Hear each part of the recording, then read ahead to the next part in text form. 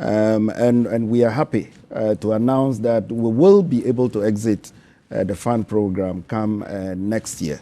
Ghana's economy is not just recovering, it's gaining powerful momentum. And this progress is now drawing attention on the world stage. In October 2025, Ghana reached a staff-level agreement with the IMF on the fifth review of its $3 billion program. This unlocked another $385 million in support. According to the governor of the Bank of Ghana, Dr. Johnson Esiama, Ghana is well positioned to exit the IMF program when it ends in May 2026. He says the country is running ahead of its targets on inflation, on reserves, and on growth. And the numbers tell the story. Growth is stronger than expected, projected at 4.8% in 2026. Inflation is down to 9.4%. Within target for the first time since 2021. International reserves are above target and fiscal discipline is improving. This is a rare turnaround story for Ghana's economy. To meet a challenged economy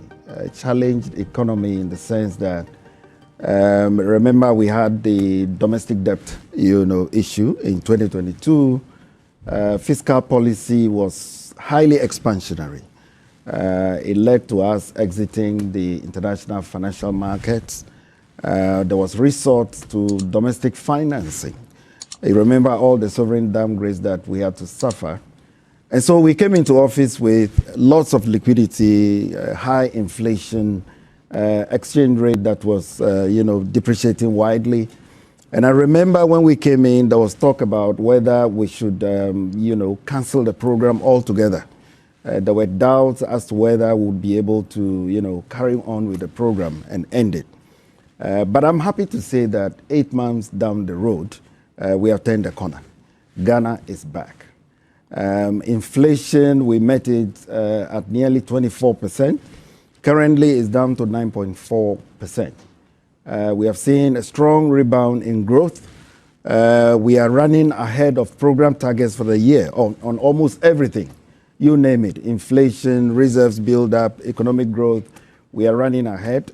And we are happy to announce that we will be able to exit the fund program come next year.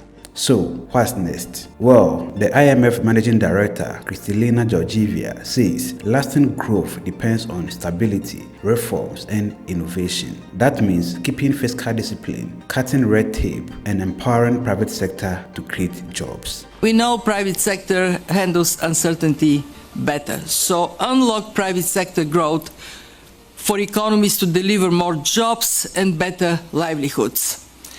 For the private sector to thrive, countries must push ahead with broad and ambitious domestic reforms. I have encouraged our members to embrace a regulatory house cleaning to help foster innovation and entrepreneurship. And I urge them to keep trade as an engine of growth. This can only be accomplished, though, when the basic building blocks of private enterprise are in place. And I totally agree with Madame Georgieva. Even Ghana's former Information Minister, Honorable Kojo Nkrumah, said something similar. He explained that while inflation is down, the prices of food and other goods remain high, and he blamed this on a lack of strong private sector support from the government. So, why are food prices so expensive? That one, you have to look at it from the food and non-food side. So I've already explained to you that imported inflation is tamed, though domestic inflation is still, as in the price of locally manufactured goods is still a bit high. Then if you also look at it from food and non-food, you'll find out that food inflation has not gone down as much as non-food inflation.